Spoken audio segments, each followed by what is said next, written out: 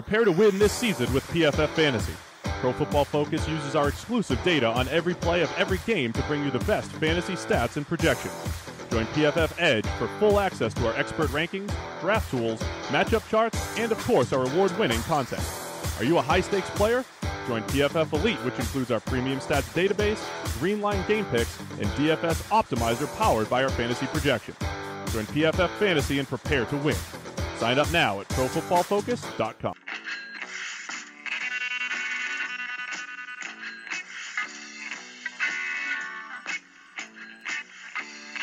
You've tuned in to the 49ers Rush podcast, and here is your host, jl-chapman. Welcome back to football season. The 49ers come up short. We lose 16-24 on the road to the Minnesota Vikings, and it was a rough one, not going to lie, but at least football is back. What I'm going to do at this episode, I'm going to be breaking down everything about the offense. We will have the defensive breakdown coming later in the week.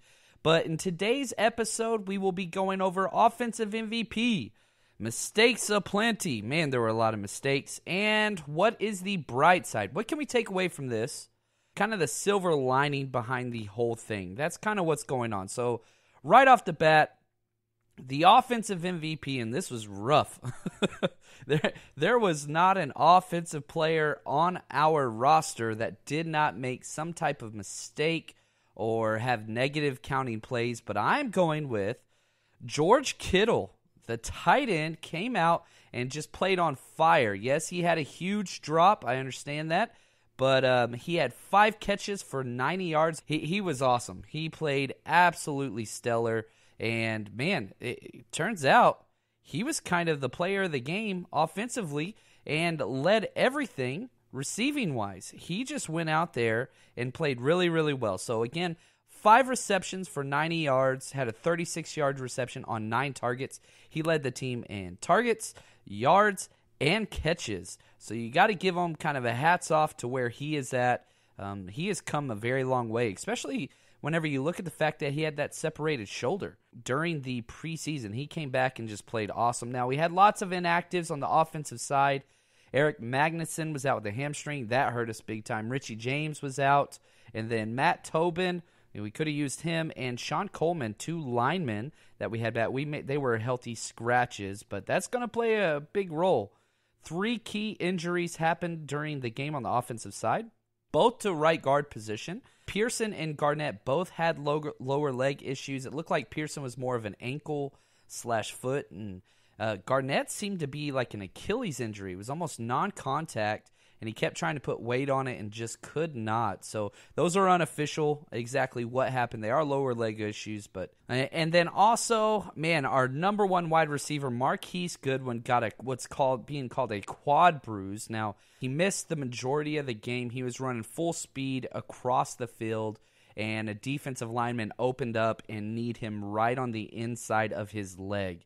It looked very, very brutal. The good news is it's not a knee issue or an ankle issue.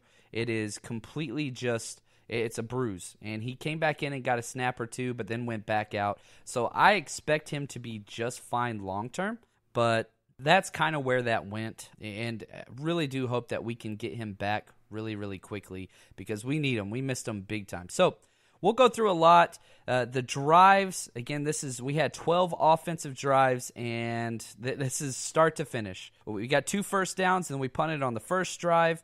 Then we got a 3-and-out on a holding call, then a sack. Then we got a field goal, 42 yards, which was awesome. Special teams continues to be a strength of this team. Then we had a fumble loss on the goal line. Alfred Morris fumbled on the 1 or 2 yard line, and that was after a 14-play drive, and that ended the half. That was a huge turning point in the game. Then we come out of the half, we go 3-and-out. That's whenever we lost both both guards. Then we had a pick 6 whenever Kendrick Bourne ran the wrong route and fell down. Then field goal for 43 yards after a drop touchdown pass by Garcon. Then we go off and respond to that with a touchdown to Pettis on the play of the game. Then the 9th drive interception on the very first play, Garoppolo overthrew Pettis. Then we got a field goal, a 3-and-out, and then we ended on another interception from Jimmy Garoppolo. Now, the keys to this game, if you listened earlier in the week with our preview, was turnovers and sacks. And we tied on the sack front, 3-3 on the sacks. We got 3 and they got 3. But we got destroyed in the turnover game. 4 turnovers to 1. And you play against a good team like this, it's just not going to happen. You know, Kyle Shanahan at his press conference after the game, he said, it's hard to beat a good team when you make so many mistakes and they don't. They played mistake-free football. We did not. And not to mention, you're on the road against a team that, you know, was in the NFC Championship last year and upgraded their team greatly with a new quarterback and a Pro Bowl defensive tackle, both of whom played amazingly well and kind of got after us pretty good. So that's kind of what it is. And again, if you look at our offense, here's the deal. We had 5 dropped passes. 2 were in the end zone.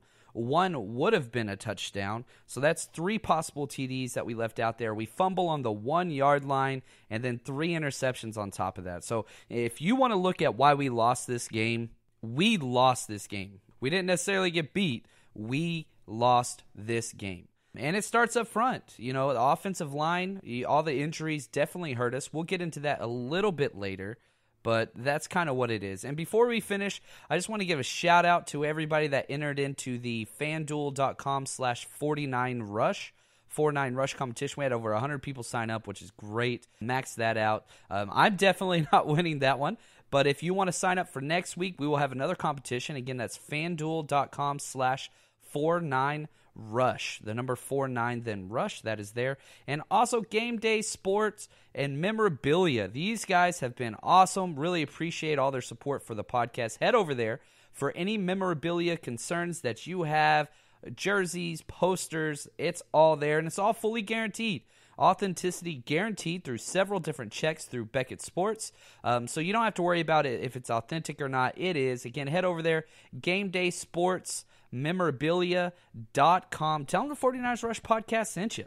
So let's go in and let's start breaking down the performances offensively. Right off the bat, Jimmy Garoppolo, not a great game. By far his worst game as a 49er or as a pro in general. But his stats do not represent the way in which he played. He played amazing up until the halfway through the second half. You know, you got to the middle of that third quarter, and that's whenever a couple bad choices were made, and that's whenever it got bad. So 15 for 33, 261 yards, 1 touchdown, and 3 interceptions. You add to that 3 sacks for 24 yards lost, and he had a 45.1 passer rating.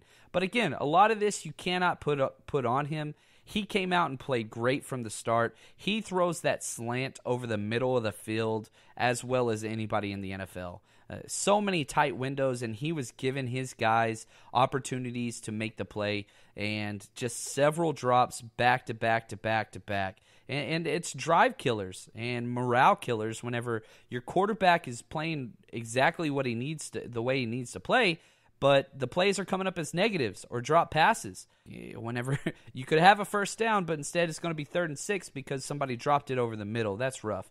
Now the pick 6 that he threw to Bourne, this is just a rough one. And I get it. There's going to be people out there, and they already are talking trash on Jimmy G. That's okay. That's no problem. He can handle it. He gets paid enough to handle it. But whenever you watch the game and you understand the game, you understand it's not his fault all the time. The last 2 I would put on him, but the pick 6 to Kendrick Bourne was not. It was a hot read because they were bringing the blitz, and you could see him call it. If you go back and watch the play, you'll see him make a motion to audible, and Kendrick Bourne did not see it. So he ran the wrong route, and then not only did he run the wrong route, he fell down on the route as Jimmy G was throwing it in with pressure in his face. And Kyle Shanahan came out afterwards and even said, yeah, there was a hot route, but he didn't run it. And Kendrick Bourne also said, so props to him. He said, Jimmy threw it where I should have been, and I wasn't there. I ran the wrong route. So that pick 6, you can't really put on him. And the sad thing is, Kendrick Bourne did this last year too to Jimmy G. This isn't the first time. He didn't get any plays after that either, so you could tell the coaching staff was beyond pissed off. But they come right back out after that pick 6, and the first play from scrimmage, he throws a 56-yard bomb, absolutely perfect play to use check. And should have had a touchdown on that drive. but Pierre Garçon dropped one in the end zone. Lots of contested catches. Pierre Garçon had 3 contested catches dropped that hit him in the hands both times. George Kittle had the huge deep bomb drop, and then also, I mean, you just can't win like that. So you got 3 by Pierre, 1 by Kittle, and 1 by Pettis. So you can't win like that. You just can't. He even got some scrambling in, Jimmy G, and probably one of my favorite plays as a 49er was that touchdown pass to Pettis. Pressure in his face, throwing against his body, against the motion in which he's running. Just absolutely unreal. Much better game if you watch it than what the stats say. And it seemed like in the fourth quarter, he was just doing too much. He realized that he had to create, and he forced things a little bit too much, and that's what hurt him late. Now, the running back situation was fine. We got plenty of production as far as yards go. Matt Breida didn't start, but he got the very first carry of the game and was by far the better of the 2 backs. He had 11 rushes for 46 yards, which comes out to 4.2 yards per carry, and also had a catch for 5 yards on 2 targets, which that's fine. He's not the best receiving back, but he can do in a pinch. And he looked great. Now, Morris looked good to start, but then things got super bad. He goes 12 rushes for 38 yards. He averaged 3.2 yards per carry, so much less than Breida. And even though he got the extra carry, but we gave it to him down there on the goal line, and back-to-back plays, he fumbled within the 5-yard line. That is just, I was losing my mind. That fumble was the key to the game. If we could have just got a field goal there, it definitely would have changed the way things went down the wire. But just, that's inexcusable, especially for a veteran like that.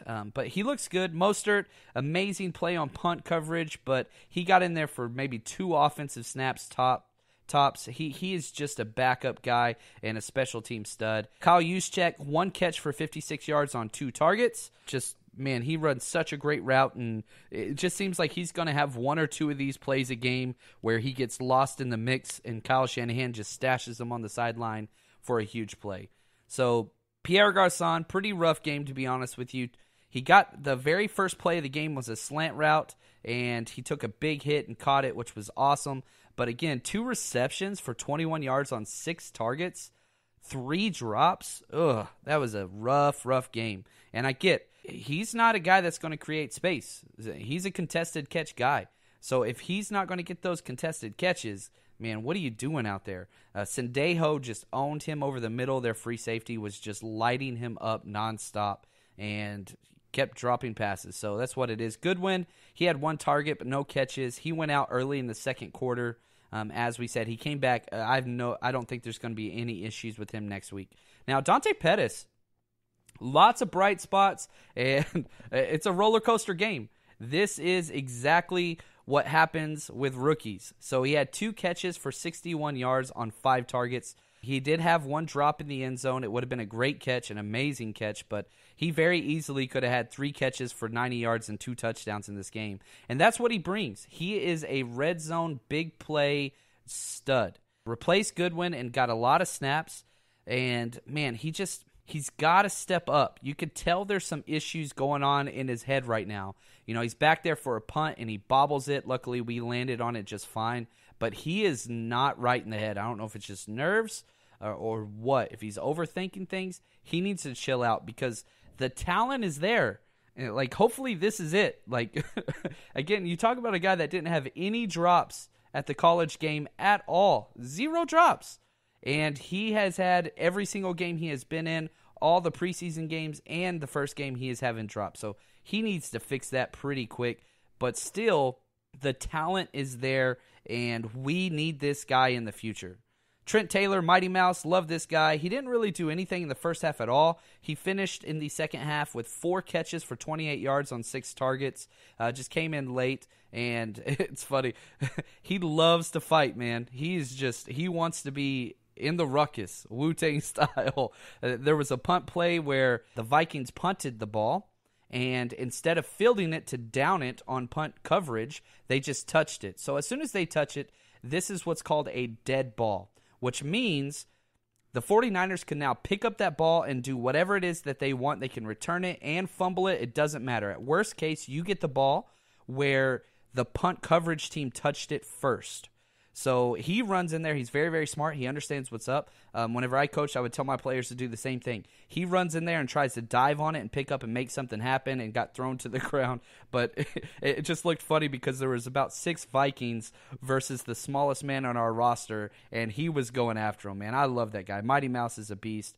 Kendrick Bourne, 0 catches on that 1 target for a pick 6. Jeez, he didn't get any playing time after that. He needs to change some things. Whenever you're low on the roster and young, you don't get a lot of opportunities, and what you make of those few opportunities will determine your playing time. You go out there on one route and you get a pick 6, it's going to change what's going to happen. So curious to see what that looks like next week. George Kittle, as we said, our offensive MVP, 5 catches, 90 yards on 9 targets. He did have 1 big drop, but he was great in the run game. He went out there, he got in Everson Griffin's head. It was funny, he drew a penalty against Everson Griffin very early for hands to the face, and he was just talking so much trash with a big smile on his face as the refs called the penalty. Just such a fun kid, man. There's something about him where you can just see he has it. And the fact that not only did he lead our team in receptions, targets, and yards, he left a lot on the field. He very easily could have had a 120-yard game with 2 touchdowns. So if he gets things together, let's see what happens. Now, Selleck, our other tight end, absolutely trash game. Terrible game. Missed several blocks in the run game. 0 targets. He was a liability, and we can't have that from him. We need Selleck to play well. We have to have him play well. Now, let's talk about the O-line. Some good, some bad. Staley, Richburg, great games. Played absolutely phenomenal games up the middle. Really, really did a good job. Tomlinson, absolutely terrible. And I went back and looked over my notes. Last year, the worst game for Tomlinson, both of them, Seattle Seahawks against Sheldon Richardson. Where's he at now? Sure enough, week 1, Sheldon Richardson destroyed our guards. He even got the best of McGlinchey whenever McGlinchey moved in at guard, which I don't know if you could really fault a rookie too much whenever he's never even practiced at this damn position, and he's got to go against a freaking Pro Bowl caliber player as a right guard when he hasn't played it. But it is what it is. It's still blocking. Tomlinson had a terrible, terrible game. McGlinchey looked good, but not great. It was by far his worst performance that we have seen since during the preseason all the way up to this game. But still manageable. He wasn't bad. It just wasn't as good as we saw him in the preseason. Pearson got absolutely destroyed before he got injured. Garnett stepped in there. He wasn't in very long at all. Gets injured with an Achilles. I wouldn't be surprised if this is it for Garnett. I hope I'm wrong. They had to cart him off the field. And he was charging everybody up when he was off the field too, going off on the cart, which he seems like an awesome kid. He just can't stay healthy.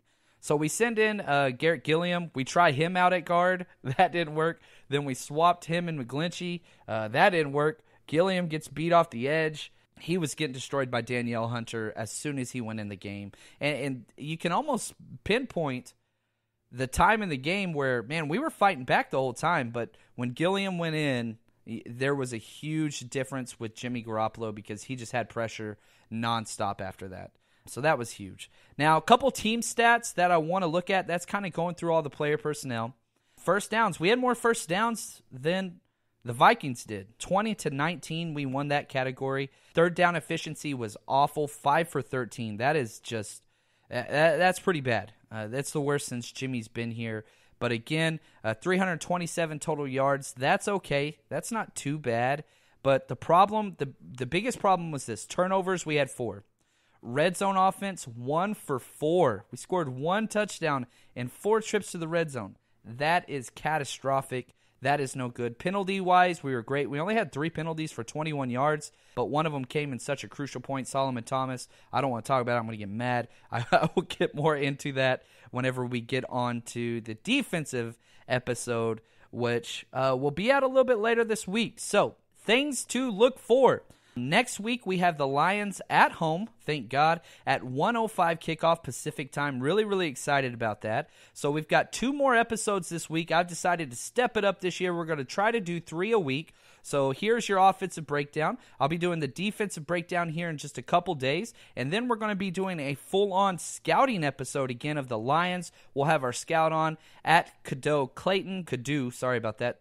The Canadians up there are going to get mad at me. At Kadu Clayton, he's going to be joining us to break us down. So stay strong, faithful, and it's going to be okay. Our team, we went up against the best in the NFL. This was our toughest game of the entire year, and we lost by a touchdown, even after all those mistakes. So stay strong.